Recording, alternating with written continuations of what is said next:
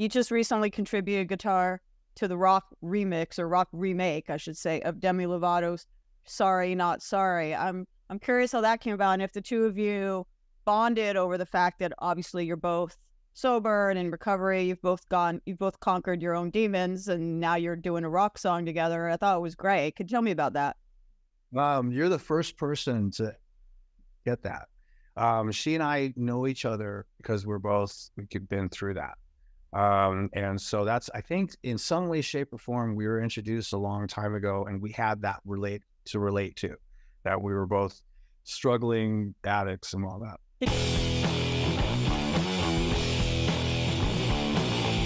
Can you tell me a little bit real quick about how the two of you bonded over your shared struggles that you've had in the past? Oh, well, I mean, I think I'd been sober for a little while, and she was still struggling a little bit, having just gone through a relapse. And then I talked to her just post that, and she was sort of trying to get it back together and whatnot. And I think that's how we initially started sort of talking. And she's just really cool, and she's really intelligent and talented girl. And so we just been friends ever since then. But what happened was, I'm doing this record that is, well, it's done now, but it's not coming out till next year. But I did this record with a bunch of different singers, sort of similar to my first solo record, but it's different kind of, it's more blues oriented. And I had her sing on something. I asked her specifically to sing on something. And so she did. And I told her, I said, hey, if you ever need me to put some guitar on something, just let me know, and I'll do it.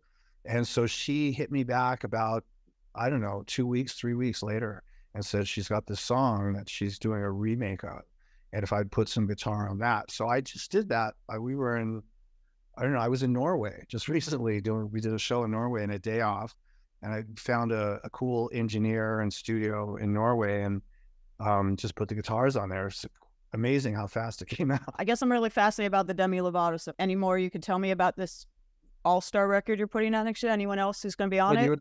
You're the first person. No, I'm not selling anymore. You're the first person I even said it to. So awesome. It's been totally under wraps, but it's definitely coming out next year. So there's not really much more to tell you at this point, but we definitely recorded something. Hers is a completely different type of a song. So it's interesting how diverse her voice can be.